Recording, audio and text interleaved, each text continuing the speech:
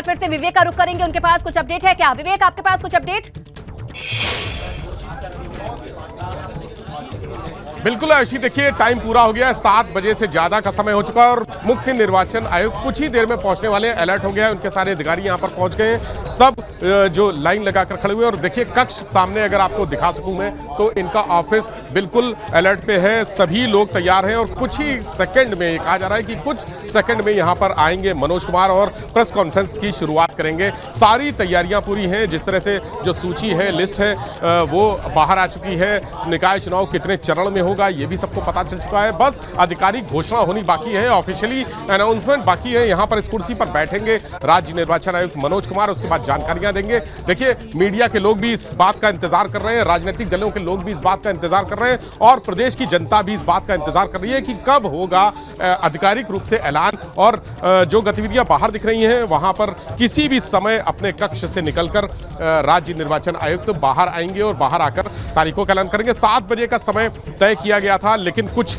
विलंब हो गया है, 5 मिनट ज्यादा हो गए हैं। 7 बजकर 5 मिनट हो रहा है, लेकिन वो समय जो विलंब हुआ है वो अंदर कुछ लोगों से बातचीत कर रहे थे। जो सोर्सेज हैं, सोर्सेज के हवाले से बताया गया कि अंदर कुछ और अधिकारी अभी आए थे निर्वाचन से जुड़े हुए, उनसे बातचीत की है। उनसे बातचीत के बाद वो अधिकारी कक्ष से बाहर निकले हैं और अब किसी भी समय यहां पर आ सकते हैं। राज्य निर्वाचन आयुक्त किसी भी समय पर आ सकते हैं। देखिए जो उनके सिक्योरिटी है, सिक्योरिटी का स्टाफ आ गया है और ये अंदर भीतर राज्य निर्वाचन आयुक्त मनोज कुमार जी भीतर आ चुके हैं।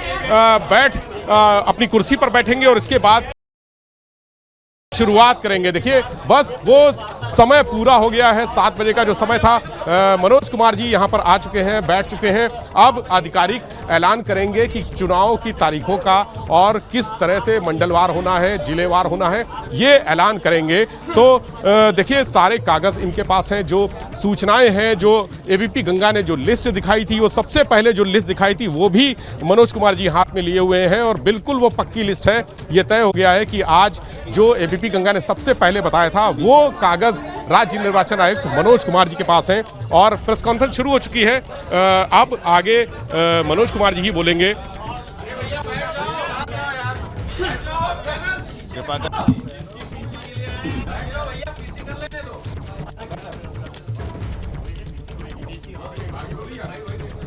चलिए आप सबों को सादर नमस्कार और अभिवादन।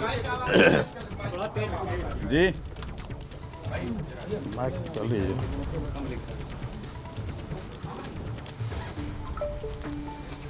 आज राज्य सरकार एवं राज्य निर्वाचन आयोग के द्वारा अगले निकाय चुनाव की अधिसूचना जारी कर दी गई है। इस अधिसूचना के अनुसार 760 हमारे निकाय हैं, इनके अध्यक्ष एवं सदस्यों की चुनाव के बारे में विस्तृत जानकारी दी गई है। हमारे कुल 17 नगर निगम हैं, 199 नगर पालिकाएँ हैं। हाँ, 199 नगर पालिकाएँ हैं और 544 नगर पंचायतें हैं।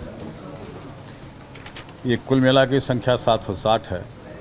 तो इनके अध्यक्षों की और इसमें होने वाले वार्ड कमिश्नर और सदस्यों का भी चुनाव किया जाएगा। चुनाव 2 चरण में किया जाएगा। पहले चरण का चुनाव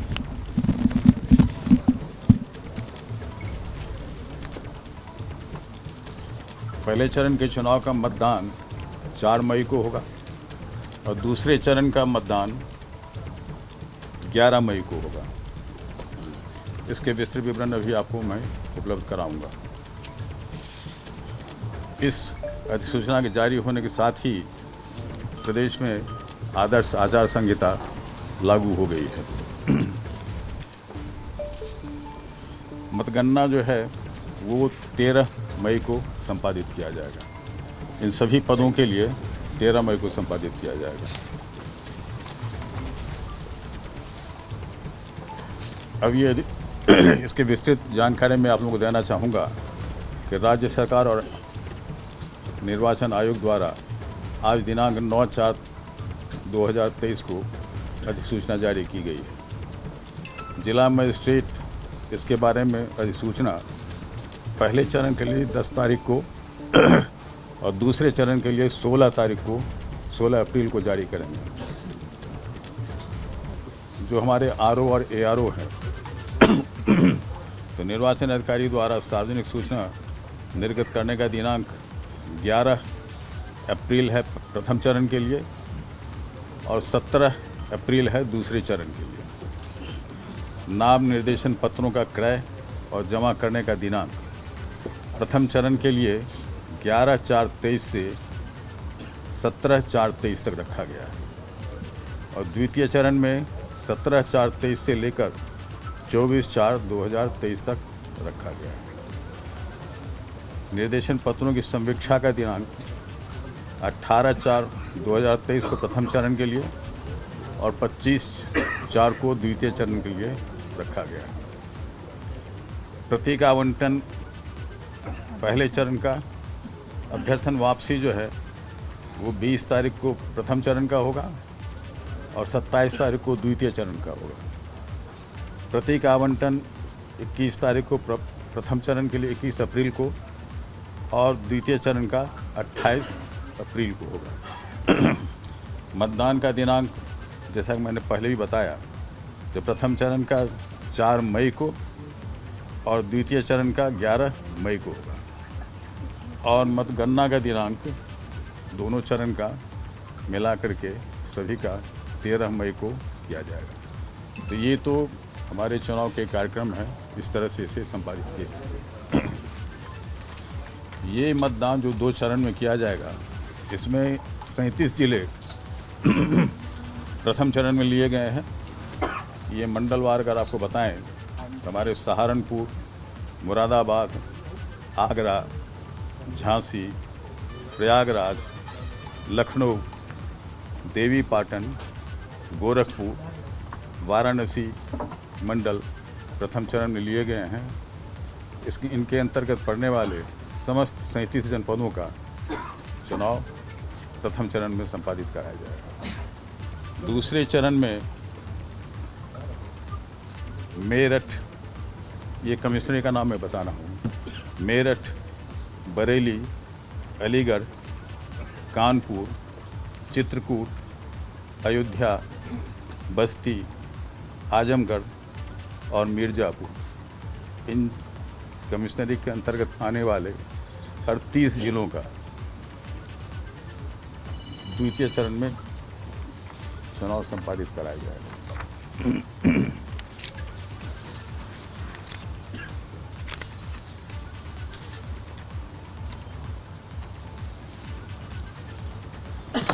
हमारे कुल 760 नगर निकाय हैं, जिसके अंतर्गत 14,684 पदों पर निर्वाचन संपन्न कराया जाएगा। इस अध्यक्ष हैं और सदस्य वगैरह मिला के 14,684 पद हैं, जिसमें नगर निगम के 17 महापौर और 1420 पार्षद हैं। नगर पालिका परिषद के 199 अध्यक्ष तथा 5,327 सदस्य एवं नगर पंचायत के 544 अध्यक्ष तथा 7,178 सदस्य होंगे। तो इस तरह से कुल 14,684 पदों पे निर्वाचन संपन्न कराया जाएगा।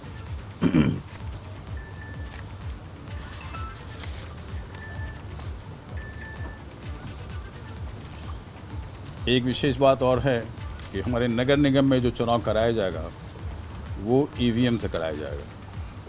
जो हमारे 17 नगर निगम हैं, इनके महापौर और सदस्यों का चुनाव ईवीएम से कराया जाएगा। शेष पदों पे यानी नगर पालिका और नगर पंचायत में उनके अध्यक्ष एवं सदस्यों का चुनाव मतपेटिका का प्रयोग किया जाएगा। इसके लिए मतपेटिका के माध्यम से कराया जाएगा, यानी बैलेट पेपर से होगा।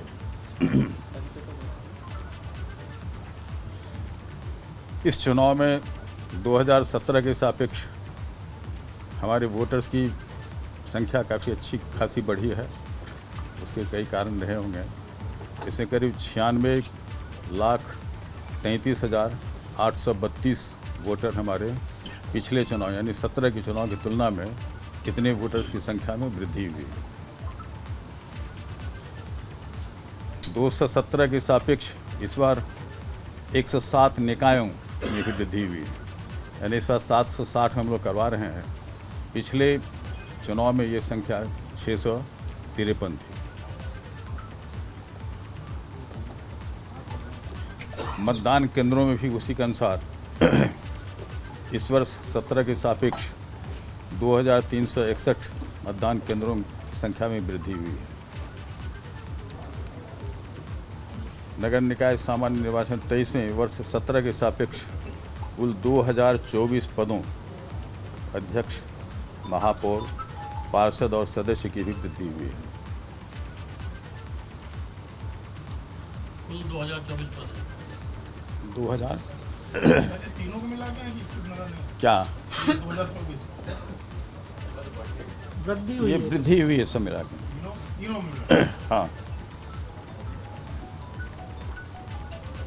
महापौर, अध्यक्ष, पार्षद, सदस्य की सभी को मिला करके है ये सामान 23 में लगभग 2 लाख मतदान कर्मी की योजित किए जाएंगे। इसमें 2 लाख कर्मियों को आवश्यकता पड़ेगी।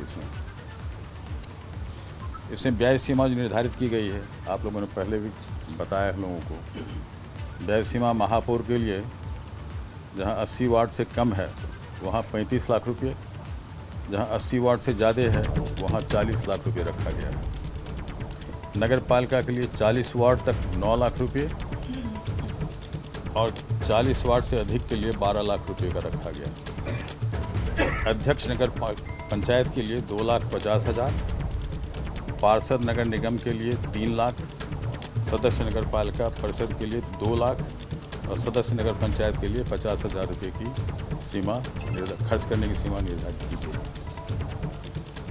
ये संक्षिप्त में ये विवरण था। सर, आपराधिक का कोई है? आपराधिक वाले क्या उनके ऊपर आपकी नज़र रहेगी किस तरह का? आपराधिक के लिए हमने भी डीएम और एसपी वगैरह की, अब जितने पुलिस कमिश्नर्स हैं देंगे अपना मतदान का समय कितने से कितने बजे तक है? क्या सेंसिटिव इलाकों में कुछ हाँ, हम वहाँ पे वेबकास्टिंग की या वीडियोग्राफी की व्यवस्था कर रहे हैं। जो अति संवेदनशील केंद्र हैं उसका चिन्हीकरण किया जा रहा है, अभी पुनः चिन्हीकरण किया जा रहा है। जैसे जैसे आरक्षण की घोषणा हुई है उस हिसाब से संवेदनशीलता बढ़ भी सकती है, घट भी सकती है। तदनुसार हमने डीएम्स को कहा है, अपने यहाँ और एसपी को कहा है कि संवेदनशीलता का आकलन कर लें और अंतिम रूप से ये सूचना दें। हाँ, 7 बजे।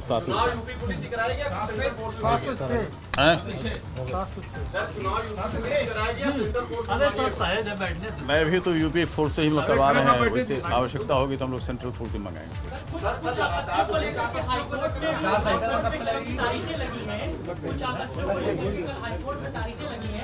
क्या उनका निपटारा हो गया है या फिर उसको कैसे संज्ञान में लेंगे? अब ये आयोग, उसमें कहीं कोई पक्ष नहीं है, आयोग के इस बारे में कोई जानकारी। सर, केवल एक बात ये बताइए, आपराधिक लोगों का उनका जैसे समाचार पत्रों में विधानसभा चुनाव में उनका पूरा विवरण वो देते हैं, क्या ऐसा लेंगे?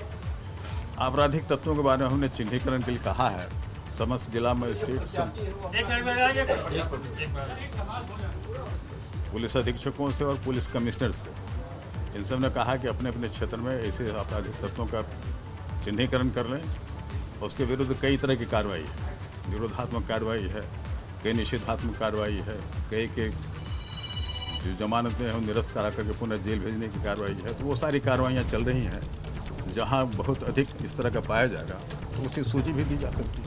सर, कौन कौन से काम होंगे इस दौरान और कौन कौन से काम पर रोक लगेगी डेवलपमेंट के, या जो काम नए नहीं होंगे, ऐसे कोई लिस्ट या कोई आपने किया? वो सूची लंबी है, कहिएगा मैं आपको अलग से दे दूँ। ठीक है, थैंक यू।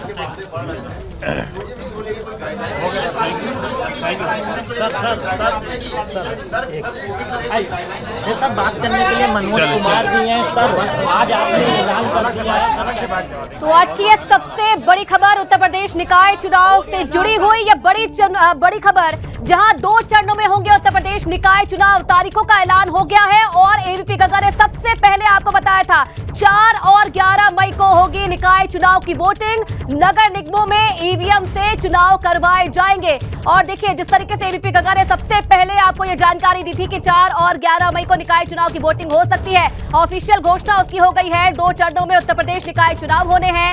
4 मई को और 11 मई को 2 चरणों में उत्तर प्रदेश निकाय चुनाव करवाए जाएंगे और 13 मई को जो नतीजे हैं निकाय चुनाव को वो घोषित किए जाएंगे। औपचारिक ऐलान हो चुका है निकाय चुनाव की तारीखों को लेकर। और देखिए, लंबा इंतजार किया जा रहा था और आज वो दिन जब निकाय चुनाव की तारीखों का ऐलान हो गया है। और आपको ये भी जानकारी दे दें कि 2 चरणों में जो निकाय चुनाव की वोटिंग है वो करवाई जाएगी। सबसे पहले 4 मई को जो वोटिंग है पहले चरण की वो करवाई जाएगी और उसके बाद 11 मई को दूसरे चरण की वोटिंग होगी। 13 मई को जो नतीजे हैं निकाय चुनाव के वो होंगे और 17 नगर निगम में जो ईवीएम है उससे वोटिंग करवाई जाएगी। ये भी जानकारी राज्य निर्वाचन आयोग की तरफ से दी गई है। लाइव आपने सुना और तमाम जो जानकारी है चुनाव को लेकर वो भी जानकारी दी कि किस तरीके से जो नामांकन है वो करवाए जाएंगे, कब नामांकन की आखिरी तारीख होगी, कब कब चुनाव होंगे और किन किन बिंदुओं को लेकर विशेष तौर पर ध्यान रखा जाएगा, उसे लेकर भी जानकारी दी जाएगी। और वीरेश पांडे लगातार हमारे साथ बने हुए हैं, ब्यूरो चीफ। वीरेश जी, आपके पास क्या अपडेट और कौन कौन से जो मुख्य बिंदु हैं आपके पास इस लिस्ट को लेकर, जो अभी पीसीटी से लेकर क्या जानकारी? देखिए, जो महत्वपूर्ण बातें की है उसमें अब हम कहें तो जो नगर पंचायत और नगर पालिका के चुनाव होंगे वो बैलेट पेपर से होंगे। नगर निगम के 17 नगर निगम के चुनाव ईवीएम से होंगे, यानी ईवीएम और बैलेट पेपर की मांग लगातार चुनावों में, जब चुनाव हारती है भारतीय जनता पार्टी से विपक्ष, तो ईवीएम की बात होती है। तो ये चुनाव ऐसा है कि साहब इसमें ईवीएम भी है और बैलेट पेपर भी है।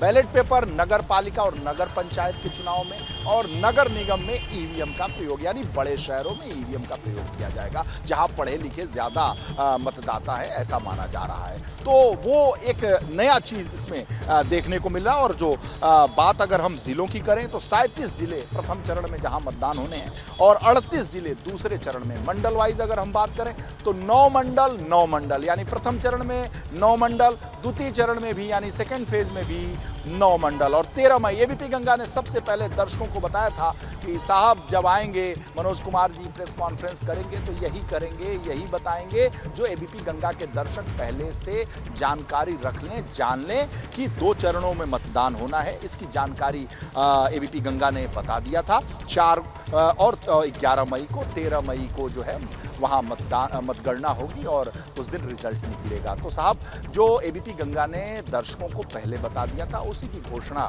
जो चुनाव आयोग है उन्होंने किया है। और सबसे महत्वपूर्ण बात यह है कि इसमें जिन मंडलों के नाम एबीपी गंगा ने दर्शकों को बताया कि इस मंडल में प्रथम चरण में चुनाव होना है, इन जिलों में प्रथम चरण में चुनाव होना है, उन्हीं जगहों की बातें प्रेस कॉन्फ्रेंस में सामने आई। यानी एबीपी गंगा एक बार फिर दर्शकों के जो विश्वास है उस पर खरा उतरा है और सबसे पहले उसने ये बताया है ये जिले हैं। और कई बार इन बात को दोहराया गया कि प्रथम चरण में फला जिला, द्वितीय चरण में फला जिला, फला मंडल, यानी वो बातें सारी उभर कर आई हैं। एक बार दर्शक जो बाद में जुड़े होंगे उनसे एक बार फिर जरूर बता दें कि प्रथम चरण में जो मतदान होना है उसमें मंडलों का नाम एक बार फिर एबीपी गंगा के दर्शकों को बता देता हूं। सहारनपुर मुरादाबाद मंडल, आगरा मंडल, झांसी प्रयागराज लखनऊ, देवीपाटन और गोरखपुर वाराणसी। द्वितीय चरण में जो चुनाव जहां पर होने हैं, मतदान होने हैं, मेरठ, बरेली, अलीगढ़, कानपुर, चित्रकूट, अयोध्या, बस्ती, आजमगढ़ और मिर्जापुर। ये मंडल हैं जो द्वितीय फेज में जहां पर चुनाव होंगे। अगर जिलों की बात हम कर लें तो प्रथम चरण में जिन जिलों पर जहां पर मतदान होना है वहां है शामली, मुजफ्फरनगर, सहारनपुर, बिजनौर, अमरोहा, मुरादाबाद, रामपुर, संभल, आगरा, फिरोजाबाद, मथुरा, मैनपुरी, झांसी, जालौन, ललितपुर, कौशाम्बी, प्रयागराज, फतेहपुर, प्रतापगढ़, उन्नाव, हरदोई, लखनऊ, रायबरेली, सीतापुर, लखीमपुर खीरी, गोंडा, बहराइच, बलरामपुर, श्रावस्ती, गोरखपुर, देवरिया, महाराजगंज, कुशीनगर, गाजीपुर, वाराणसी, चंदौली और जौनपुर। यानी प्रथम चरण में मतदान होगा, उसमें लखनऊ भी होगा, गोरखपुर भी होगा, वाराणसी भी होगा और जो प्रदेश अध्यक्ष भारतीय जनता पार्टी के हैं उनके ज़िले में भी होगा, मुरादाबाद के ज़िले में भी होगा। द्वितीय चरण की अगर हम बात कर लें तो ज़िले बहुत महत्वपूर्ण हैं। इसमें मेरठ है, हापुड़ है, गौतम बुद्ध नगर, गाजियाबाद, बागपत, बुलंदशहर है, बदायूं, शाहजहांपुर, बरेली, पीलीभीत, हाथरस, कासगंज, एटा, अलीगढ़, कानपुर नगर, फर्रुखाबाद, इटावा, कन्नौज, औरैया, कानपुर देहात, हमीरपुर, चित्रकूट, महोबा, बांदा, अयोध्या, सुल्तानपुर, अंबेडकर नगर, बाराबंकी, अमेठी, बस्ती, संत कबीर नगर, सिद्धार्थ नगर, आजमगढ़, मऊ, बलिया, सोनभद्र, भदोही और मिर्जापुर। यानी द्वितीय चरण में इन जिलों पर मतदान होना है। अगर हम प्रथम जिलों की बात कर लें, प्रथम चरण की बात कर लें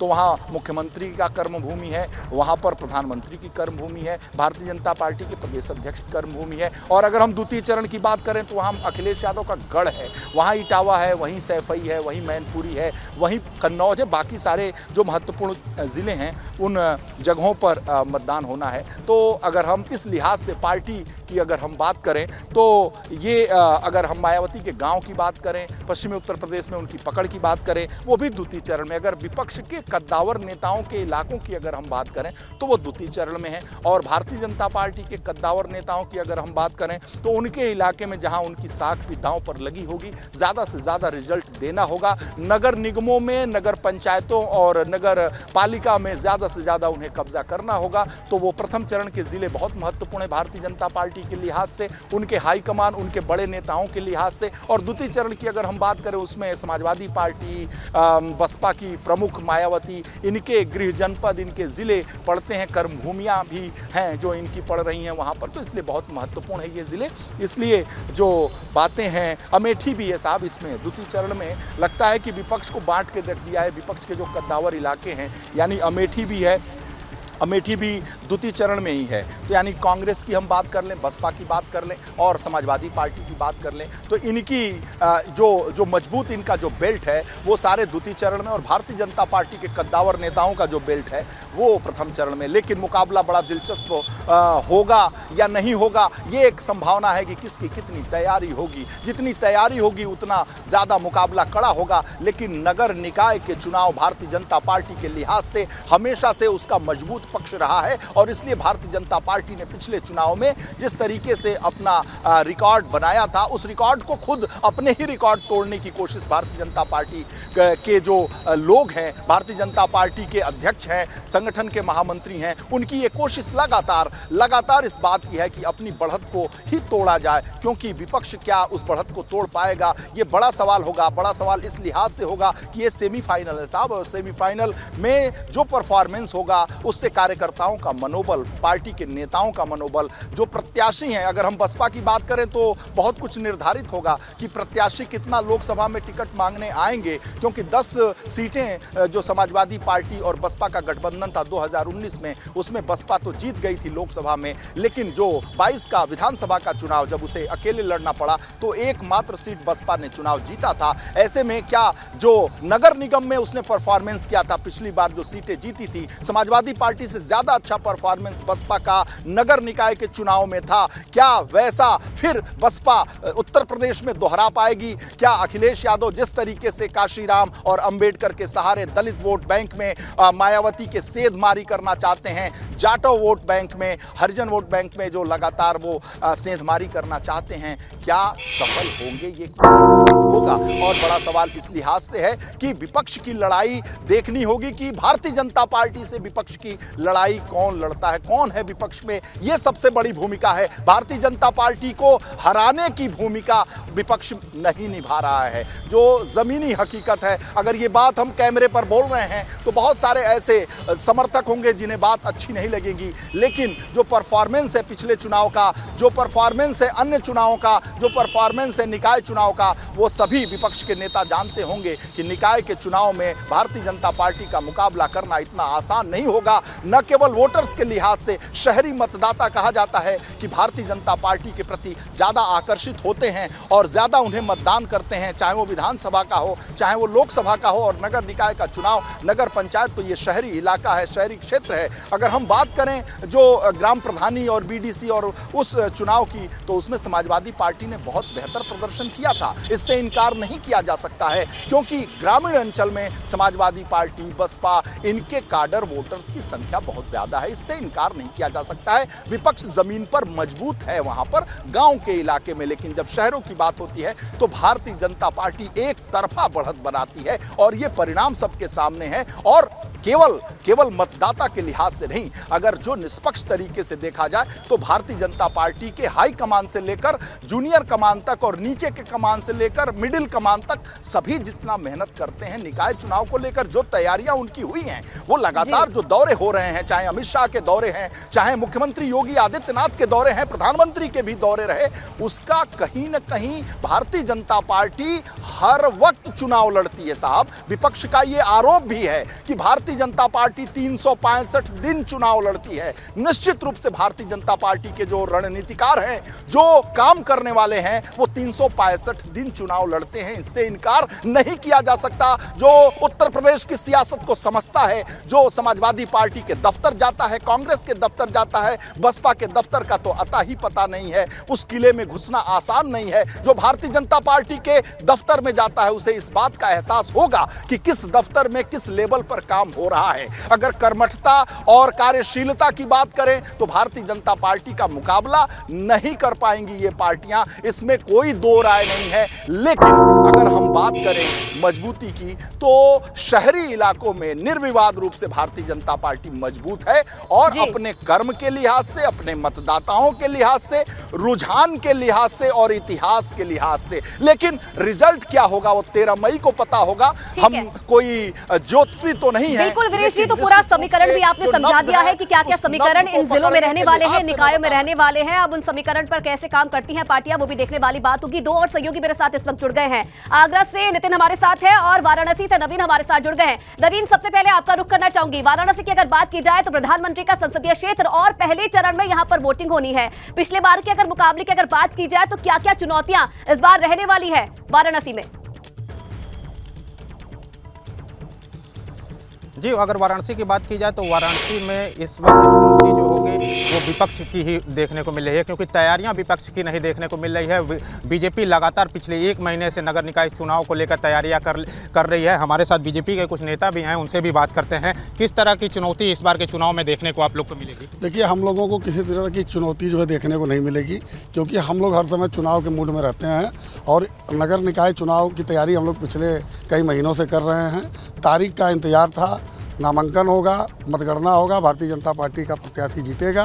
जिस तरह से डबल इंजन की सरकार माननीय प्रधानमंत्री जी और माननीय योगी जी के नेतृत्व में कार्य कर रही है और जनता को सारी लाभ जो है योजनाओं की मिल रही है, उससे जनता भी पूरी तरह से भारतीय जनता पार्टी को वोट देगी। और भारतीय जनता पार्टी के कार्यकर्ता उत्साहित हैं कि तारीख आ गई है और विजय भी सुनिश्चित है। कहीं कोई विपक्ष नहीं है, कहीं कोई नहीं दिखेगा। आप देखेंगे भाजपा ही भाजपा दिखेगी। डबल इंजन की सरकार बनाने की बातें की जा रही है, तो किन मुद्दों को लेकर जनता के बीच बीजेपी पहुंच रही है? भारतीय जनता पार्टी हमेशा जनता विकास के मुद्दे पर चुनाव लड़ती है। और भारतीय जनता पार्टी ने वाराणसी में इतना विकास किया है, इतना विकास किया कि आप जिधर सिर करेंगे उधर आपको विकास कार्य ही दिखाई देगा। और भारतीय जनता पार्टी का घर घर विकास के मुद्दे पर बीजेपी जनता के बीच पहुंच रही है। कुछ काशी की जनता भी मौजूद है।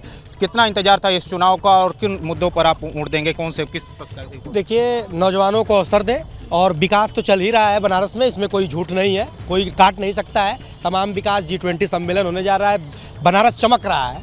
हम लोग इसी जो तमाम टेक्निकल चीज़ें बनारस में आ रही हैं और साइंटिफिक चीज़ें बनारस में आ रही हैं, हम नौजवान उसी के बेस पे वोट करेंगे और भारतीय जनता पार्टी के प्रत्याशी को वोट करेंगे। मांग इतना है कि नौजवानों को अवसर दें, नौजवानों की बात हम लोग करते हैं। नौजवानों की भागीदारी युवा चाहते हैं। किन मुद्दों पर जनता इस बार का प्रत्याशी चुनेगी और मेयर चुनेगी? और बीजेपी चूँकि काफ़ी दशक से बीजेपी का प्रत्याशी रहा है, तो किस तरह का विकास देखने को मिल रहा है काशी में? क्या देखिए, बनारस में काशी में विकास बहुत ही अच्छा मिल रहा है और संभवतः सरकार भी पूरी उसी योजना के साथ अपना कार्य करी है कि जो भी योजना है हर घर में जनता के पास सीधे उनके पास पहुँचे। इसी के क्षेत्र में भारतीय जनता पार्टी अपना कार्य भी करी और जिस चुनाव का हम लोग को इंतजार था बेसब्री से वो चुनाव भी आ गया है और नौजवान इसमें बहुत ही अच्छे तरीके से भाग लें, क्योंकि हम लोग छात्र संघ के पदाधिकारी भी रहे हैं। हम लोग चाहते हैं कि जो भी इसमें मिले नौजवानों को मिले, छात्र संघ के जो पदाधिकारी रहे उनको मिले, युवा को मिले, जो आगे बढ़ चढ़ के जो उनके अंदर जुनून है आगे करने का वो एक युवा के अंदर मिले। किस मुद्दे पर इस बार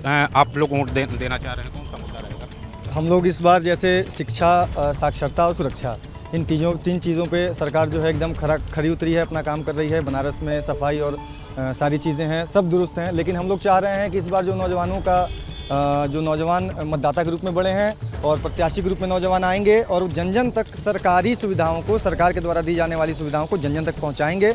तो इसमें सरकार युवाओं को मौका दे प्रत्याशी के रूप में और हम लोग इस पर काम करेंगे।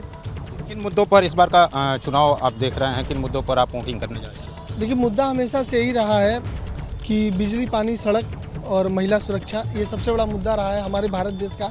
और रही बात विकास की, तो विकास हो रहा है, चाहे बनारस हो, चाहे पूरे भारत में कहीं भी, जहाँ भी भारतीय जनता पार्टी की सरकार है, जहाँ भी माननीय नरेंद्र मोदी जी के नेतृत्व में सरकार चल रही है, वहाँ विकास हो रहा है, उसमें कोई दिक्कत नहीं है। हाँ, लेकिन ये है कि हम लोग चाहेंगे कि जो महिला सुरक्षा है इस पर थोड़ा सा और कड़ा कानून आए। जिस तरीके से महिलाओं के साथ आज भी इतने कड़े कानून के बाद भी कहीं ना कहीं ऐसा होता है, दुर्घटना होती है, इसलिए हम लोग चाहते हैं कि महिला सुरक्षा पर और ज़्यादा कड़ा कानून आए। इसी मुद्दे पर हम लोग लेकर 2024 में हम लोग चुनाव। गलियों का शहर बनारस को कहा जाता है, किस तरह का विकास गलियों में देखने को मिल रहा है? और प्रत्याशी कैसा आप चाहते हैं, मेयर हो या पार्षद हो, किस तरह का प्रत्याशी ऐसा हो भैया जो अपने क्षेत्र के बारे में अपने जनता से इंटरेक्ट करे। और गलियों का विकास अभी हुआ है और शहर में कुछ क्षेत्र की गलियां ऐसी हैं जो अभी ठीक ठाक नहीं हुई हैं और बरसात होने पे उनमें पानी भर जाता है। और हमको लगता है 70% दक्षिणी विधानसभा, उत्तरी विधानसभा की बात करें तो माननीय मंत्री रविंद्र जायसवाल के नेतृत्व में सारे गलियों का हम लोग मीटिंग में रहते हैं। ये कार्यकर्ताओं को हमने सुना कि किस तरीके से तैयारी है उनकी, वो भी उन्होंने बताई और मुद्दे इस बार क्या रहने वाले हैं वो भी उन्होंने जानकारी दी है। चलिए आप बने रहिएगा हमारे साथ। एक बार फिर से विवेक का मैं रुख करूंगी। विवेक, इंतजार हुआ खत्म और औपचारिक ऐलान भी अब तारीखों को लेकर हो गया है। 2 चरणों में चुनाव होंगे। अभी जो नए दर्शक हमारे साथ जुड़े हैं, मैं चाहूंगी कि प्रेस कॉन्फ्रेंस की जो मुख्य बिंदु रहे हैं वो जरा आप समझा दीजिए। बिल्कुल, देखिए, प्रेस कॉन्फ्रेंस में मनोज कुमार ने कहा, जो राज्य निर्वाचन आयुक्त हैं, उन्होंने साफ कर दिया कि 2 चरण में चुनाव होगा। एबीपी गंगा ने सबसे पहले अपने दर्शकों को बताया था कि चुनाव 2 चरण में हो सकता है, जिस पर उन्होंने मोहर लगा दी। तारीखों का ऐलान हो गया और पूरी प्रक्रिया 35 दिनों, यानी आज से जब तारीखों का ऐलान हुआ है, 9 तारीख है आज से अधिसूचना लागू हो गई है और 13 तारीख जब काउंटिंग होगी तो पूरे 35 दिन तक, ये जो बताया था कि 35 से 40 दिन की प्रक्रिया होती है, तो 35 दिन में पूरी चुनाव की प्रक्रिया खत्म हो जाएगी, संपन्न हो जाएगी और 13 तारीख को इसका रिजल्ट सामने आ जाएगा। जो राज्य निर्वाचन आयोग ने खास बातें कही, जिसको इलेबोरेट करके, जिसको विस्तार पूर्वक बताना चाहिए हमारे दर्शकों को, वो बताता हूँ। सबसे खास बात उन्होंने कही है कि कुछ जो संवेदनशील मतदान केंद्र हैं उनको नए सिरे से चिन्हित किया जा रहा है। उन्होंने कहा कि बहुत सारे ऐसे तारीखों के ऐलान के पहले तक कुछ ऐसे मतदान केंद्र थे जो किसी वजह से संवेदनशील हुए हैं, चाहे रामनवमी के दौरान जो उपद्रव हुआ, जिस तरह से घटनाएं हुई बिहार में, उसका असर जो पड़ा है यहाँ पर, उसको लेकर संवेदनशीलता बढ़ती जा रही थी। हालांकि यूपी में इस तरह की कोई घटना नहीं हुई, लेकिन संवेदनशीलता बढ़ी है। आगरा में जिस घटना का जो अखिलेश यादव ने आज ट्वीट किया है, आगरा में वो घटना हो सकती थी, बड़ी घटना हो सकती थी, जिसमें किसी दूसरे पक्ष को फंसाने के लिए एक साजिश रची गई थी। ऐसी जगहों को फिर से संवेदनशील मतदान केंद्रों और स्थानों की लिस्ट में डाला जाएगा। इसीलिए जो राज्य निर्वाचन आयुक्त है, उन्होंने कहा कि नए सिरे से चिन्हीकरण होगा संवेदनशील स्थानों का, इलाकों का, वार्डों का, पंचायतों का, और सबसे महत्वपूर्ण बात है बूथों का। जो संवेदनशील बूथ होंगे उनके लिए नए सिरे से तैयारी की जाएगी और वहां पर जब चुनाव होगा, जब वोट डाले जाएंगे, तो पूरी प्रक्रिया की वीडियोग्राफी भी कराने की बात उन्होंने कही है। इसके अलावा दूसरा एक मुद्दा जो उन्होंने बहुत खास बात कही कि आपराधिक तत्वों पर लगाम लगाने के लिए, नियंत्रण के लिए क्या किया जाएगा।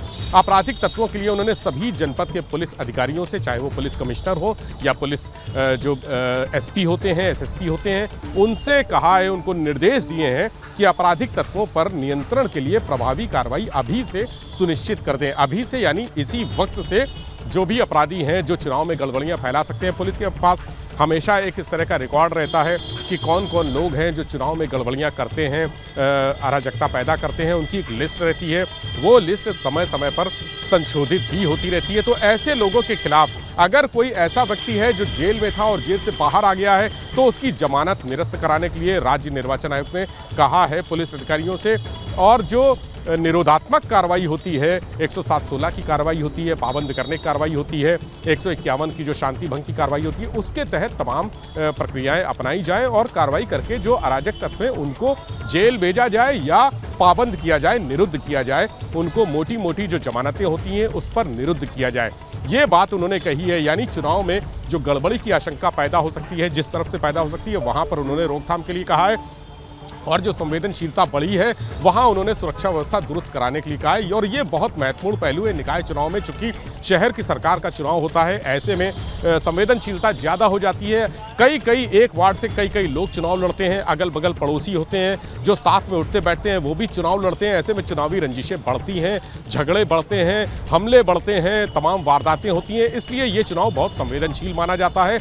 इसको लेकर सबसे बड़ी जिम्मेदारी जो पुलिस प्रशासन के अधिकारियों की है, उन्होंने कहा कि सबको स्पष्ट गाइडलाइंस जारी कर दी गई हैं कि अब जब आज आचार संहिता लागू हो गई है तो अब अगले 35 दिन तक कोई भी चुनाव से संबंधित आपराधिक वारदात या घटना नहीं होनी चाहिए। ये उन्होंने साफ इंस्ट्रक्शंस दे दिए हैं सारे अधिकारियों को। तो तारीखों का ऐलान हो गया है। कल से सारा जो राजनीतिक दल हैं वो अपनी तैयारियों में जुट जाएंगे। हालांकि तैयारियां लगातार चल रही हैं, लेकिन कौन कौन, चूंकि अभी टिकट फाइनल नहीं है, सारे चाहे भाजपा हो, चाहे सपा हो, कांग्रेस हो, बसपा हो और तमाम छोटे छोटे दल भी इसमें चुनाव लड़ते हैं। कई निर्दलीय प्रत्याशी भी मैदान में अपनी किस्मत आजमाने उतरते हैं। इन लोगों को कौन मेयर का चुनाव लड़ेगा, पार्टियों की अगर बात करें तो जो प्रमुख पार्टियां हैं, राजनीतिक दल हैं, उनमें मेयर कौन होगा, लखनऊ, वाराणसी, गोरखपुर, कानपुर, आगरा, मेरठ, ये सब इतने बड़े ज़िले हैं जहां पर सबकी निगाहें टिकी हैं कि यहां से कौन प्रत्याशी होगा, कौन महापौर बनेगा, किसको किसको पार्षदी का टिकट मिलेगा। यहां पर पार्षद के टिकट के लिए भी बड़ी मारामारी होती है। तो ऐसे में अब पार्टियों को सोच समझ के बहुत जल्दी निर्णय लेना होगा। जो टिकट है, टिकटार्थियों की भीड़ लगी हुई है सारे दफ्तरों में, उनके नामों के ऐलान किए जाएंगे।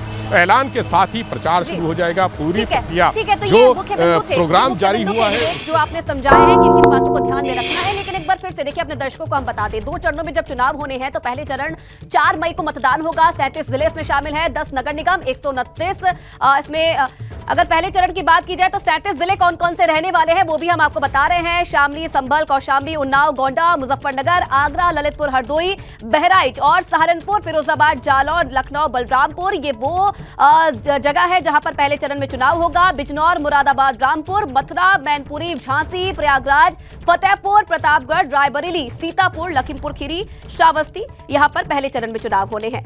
तो 129 नगर पालिका, 289 नगर पंचायत, 11 अप्रैल को नामांकन होगा और 20 अप्रैल नामांकन वापस लेने की तारीख होगी। तो पहला चरण 4 मई को, कितने जिले इसमें शामिल हैं, कौन कौन सी जगह है वो आपको बताई है।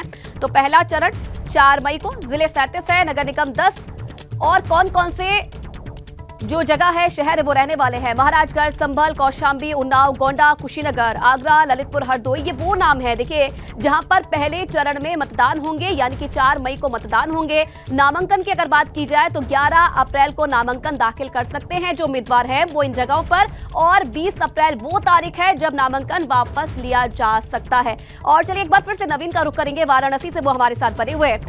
नवीन, पहले की अगर बात की जाए चुनाव की, नगर निकाय चुनाव की, तो पहला क्या नतीजा रहा था वहां पर, और अब वो पार्टी कैसे जो चुनौतियां हैं उनका सामना करेगी, पार्टियों की क्या तैयारी है?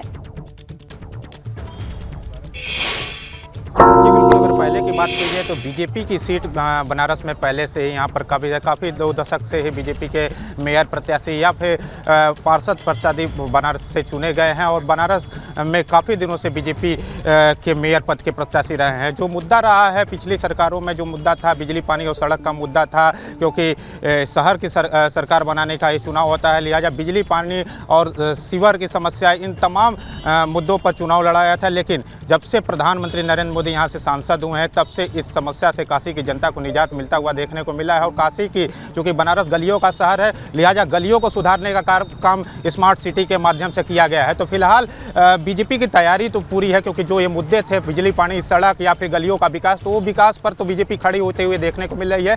अगर बात की जाए तैयारियों की, तो तैयारियों की भी बीजेपी ने पूरी 1 महीने पहले से तैयारियां कर रखी थी, चाहे फिर अपने मेयर के चुनाव को लेकर प्रत्याशी का क्या किस तरह का प्रत्याशी चाहिए, इसके साथ साथ जनता के बीच में किस तरह से पहुंचा जाए, क्योंकि बीजेपी लगातार जनता से बीच में पहुंच रही थी। घर घर अभियान चलाया जा रहा था कि प्रत्याशी घर घर कैसे पहुंचे। इसके साथ साथ आईटी सेल बीजेपी का मजबूत है कि जनता को किस तरह से समस्या हो रही है, उस समस्या का निजात कैसे मिले। इसके साथ साथ सरकार की जो योजना है, उन योजनाओं को जनता तक पहुंच रही है कि नहीं, उसके लिए किस तरह से जनता पहुंचे, जनप्रतिनिधि उन लोगों के घर तक पहुंचे। इन सारी योजनाओं पर बीजेपी ने 1 महीने पहले से रणनीति बना ली और इस रणनीति पर काम कर रहे थे। लिहाजा बीजेपी की तैयारी तो देखने को मिल रही है, लेकिन फिलहाल विपक्ष अभी पूरी तरह से तैयार नहीं देखने को मिल रहा है। लेकिन अब जिस तरह से तारीखों का ऐलान हुआ है, तो कहीं ना कहीं विपक्ष भी अब तैयारियां तेज करते हुए देखने को मिलेगा। हमारे साथ बीजेपी नेता सुजीत जी हैं। सुजीत जी, किस तरह की तैयारी बीजेपी ने कर रखी थी नगर निकाय चुनाव को लेकर? हम देख रहे थे घर घर पहुंचने का अभियान भी चलाया जा रहा था, तो किस तरह की तैयारी थी? भारतीय जनता पार्टी का एक एक कार्यकर्ता घर घर अभियान में जुटा रहा। भारतीय जनता पार्टी की केंद्र की सरकार, प्रदेश की सरकार, हमारी जो यहाँ की सरकार थी, ठीक है नवीन, आपको रोकना चाहूंगी। पूर्व उप मुख्यमंत्री दिनेश शर्मा जी हमारे साथ जुड़े हैं। सर, बहुत स्वागत है आपका एबीपी गंगा में। जो इंतजार किया जा रहा था तमाम पार्टियों की तरफ से, आज इंतजार खत्म हो गया है, निकाय चुनाव की तारीखों का ऐलान हो गया है, क्या कहेंगे सर? नहीं, देखिए, भारतीय जनता पार्टी की सरकार हमेशा से आरक्षण को जो नियम संगत तरीके से देने के लिए कटिबद्ध थी, और मुझे खुशी है कि माननीय न्यायालय के द्वारा और आयोग के द्वारा इसकी व्यापक परीक्षण के बाद इसको जारी किया गया है। भारतीय जनता पार्टी ने चाहे नगरीय क्षेत्र हो चाहे ग्रामीण क्षेत्र हो, उनमें बहुत ज्यादा काम किया है। और केंद्र और प्रदेश का जो समन्वय था, वो तीसरी सरकार यानी जो नीचे की नगर निकाय की जो चुनी हुई बीजेपी की यूनिट्स थी, उन्होंने जो ट्रिपल जिसको कहते हैं छतरी के अंतर्गत बहुत अच्छा काम किया। और उसके शुभ परिणाम अभी ग्रामीण क्षेत्रों में जो चुनाव हुए जिला पंचायत अध्यक्षों के और उसके ब्लॉक प्रमुख के, उसमें बीजेपी को प्रचंड बहुमत मिला है। और मैं समझता हूँ कि इसकी पुनरावृत्ति शहरी चुनाव में भी होगा, क्योंकि शहर में चाहे सीवरेज का काम हो, जल का हो, हर घर नल का हो, टॉयलेट्स को बनाने का हो, या कुछ सफाई की व्यवस्था हो, आज उत्तर प्रदेश अव्वल स्थिति में पूरे देश है। उसका कारण है कि नगरीय निकायों में बेहतर काम भारतीय जनता पार्टी शासित जो थे निकाय के अध्यक्ष लोगों और महापौर लोग, उन्होंने अच्छा काम किया है। और प्रदेश सरकार के नगर विकास विभाग ने बेहतर काम किया है। तो मैं समझता हूँ कि जो आने वाला चुनाव है वो बीजेपी के प्रति जनता के आकर्षण को और बढ़ाएगा और बीजेपी प्रचंड बहुमत से जीतेगी। जी सर, क्योंकि देखिए जो आरक्षण लिस्ट जारी हुई थी उस पर काफी आपत्ति हुई, और वो कहीं ना कहीं वही कारण है कि इतना लंबा इंतजार करना पड़ा है निकाय चुनाव को लेकर। अब क्या भारतीय जनता पार्टी तैयार है उस चुनौती के साथ? उसी आरक्षण सूची को ध्यान में रखते हुए अब टिकट दिया जाएगा? नहीं, निश्चित रूप से आरक्षण का अक्षरशः पालन हो, इसके लिए बीजेपी सरकार कटिबद्ध है। क्योंकि आरक्षण में कटौती का काम समाजवादी पार्टी की सरकार में हुआ था। आपको याद होगा कि जो आरक्षण की सीमा के अंतर्गत पदोन्नति न किए जाने का प्रक्रिया थी, वो समाजवादी पार्टी सरकार ने किया था। बीजेपी सरकार ने आके उसको खोला, उसको किया। तो बीजेपी सरकार सभी जाति, सभी धर्म के लिए एक सा व्यवहार रखती है, तुष्टीकरण किसी का नहीं और न्याय सभी का। और इस प्रक्रिया के चलते ही आज व्यापक जनसमर्थन पूरे देश में मिला है। जो अल्पसंख्यक बाहुल्य, जिसको कहते हैं ईसाई बाहुल्य थे, जैसे मेघालय था, नागालैंड था, त्रिपुरा था, आसाम था, इनमें भारतीय जनता पार्टी की सरकारें बनी हैं, गोवा है।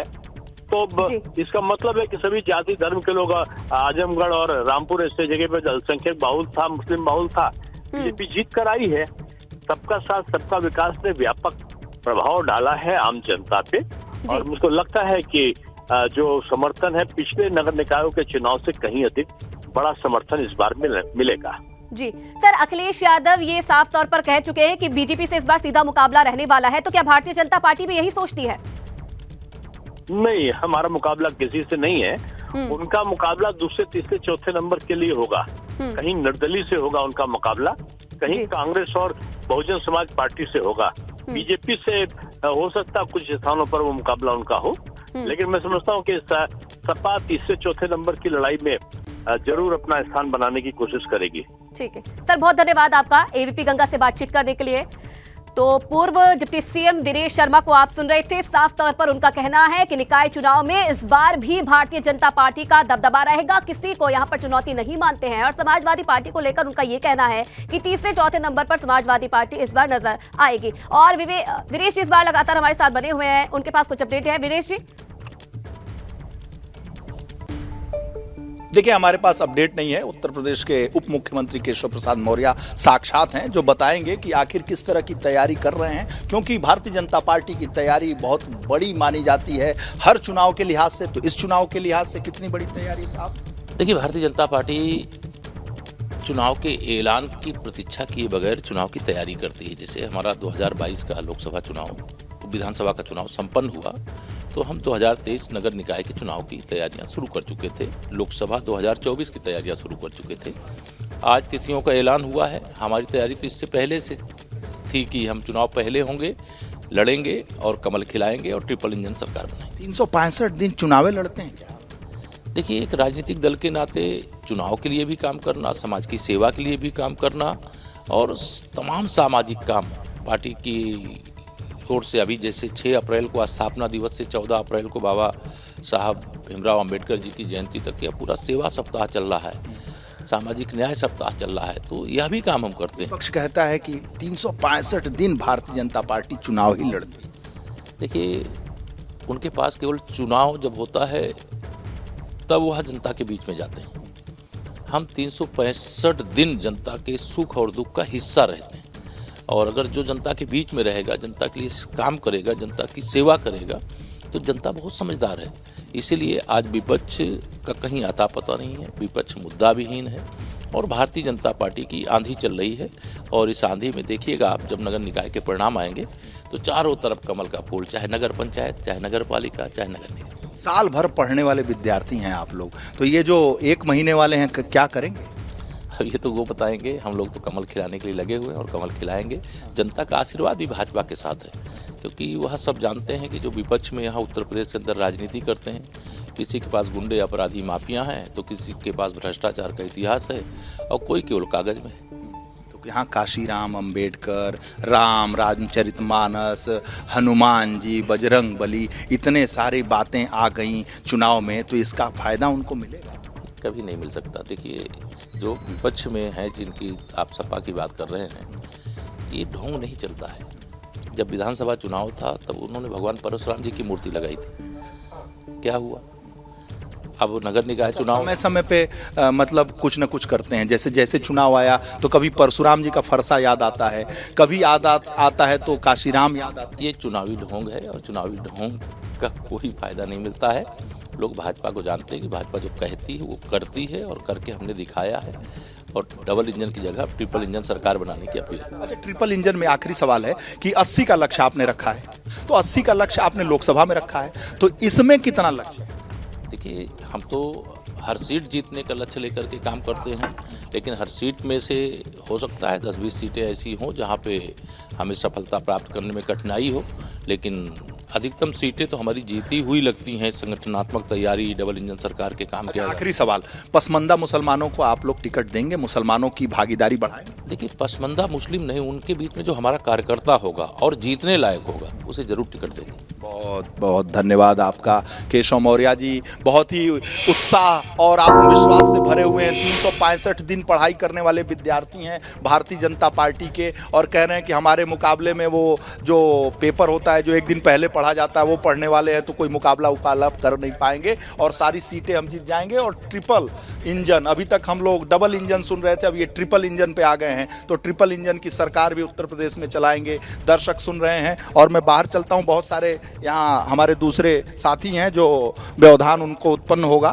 तो ये केशव मौर्य जी का प्रांगण है, और निश्चित रूप से जो आत्मविश्वास उप मुख्यमंत्री उत्तर प्रदेश सरकार के केशव मौर्य के चेहरे पर दिखाई दे रहा था, और बातचीत में उनका कहना था कि सारे मुखौटे, सारे वो जो रामचरितमानस, काशीराम, अंबेडकर और जितनी बातें कही गई हैं और राजनीति स्थापित की गई है वो उनकी तुलना उन्होंने परशुराम जी के फरसा और उन मूर्ति से कर दी कि विधानसभा चुनाव से पहले जो मुख्य विपक्षी दल है समाजवादी पार्टी, उसने फरसा लगाया था, मूर्ति लगाया था, बड़ी बड़ी बातें की थी और रिजल्ट निकला तो क्या निकला। लेकिन जो निकाय चुनाव है उन्होंने कहा कि ट्रिपल इंजन की सरकार, ये नया एक फार्मूला। भारतीय जनता पार्टी हमेशा फार्मूला में विश्वास करती है। फार्मूला वन जो फार्मूला रेस हम लोगों ने सुना ना कि फार्मूला रेस के ये बड़े बड़े विजेता हैं और गाड़ी चलाते हैं, लेकिन ये भारतीय जनता पार्टी है, हर जगह सुक्ति की बात करती है और जो इस तरह के स्लोगन्स हैं, इस स्लोगन्स की मास्टर पार्टी है। तो ये ट्रिपल इंजन की सरकार, अब तो चुनाव की घोषणा हो गई है, ऐलान हो चुका है। अब देखते हैं कि यूपी में ट्रिपल इंजन की सरकार बनती है या केवल धुआं फेंकती है। जो उत्तर प्रदेश विधानसभा के चुनाव में हम बात कर रहे थे कि डबल इंजन की सरकार, विपक्षी आरोप लगाते थे, ये एबीपी गंगा आरोप नहीं लगाती थी कि ये डबल इंजन की सरकार है, धुआं फेंकती है, लेकिन रिजल्ट तो डबल इंजन सरकार के पक्ष में ही आया था। लेकिन एक बार फिर ट्रिपल इंजन सरकार की बात भारतीय जनता पार्टी के शीर्ष बिल्कुल वीरेश जी, जो दावे किए जा रहे हैं कि ट्रिपल इंजन की सरकार इस बार बनाई जाएगी भारतीय जनता की पार्टी की तरफ से, वो देखने वाली बात है। लेकिन एबीपी गंगा से बोले हैं डिप्टी सीएम केशव प्रसाद मौर्य, उनका कहना है कि विधानसभा चुनाव के बाद ही तैयारी में हम लोग जुट गए थे निकाय चुनाव की, और इस बार भी भारतीय जनता पार्टी जीत हासिल करेगी। निकाय में जीतकर ट्रिपल इंजन की सरकार भारतीय जनता पार्टी की तरफ से बनाया जाएगा। विपक्ष सिर्फ चुनाव में जनता के बीच में जाता है, तो ये बड़ी बातें कही है केशव प्रसाद मौर्य की तरफ से।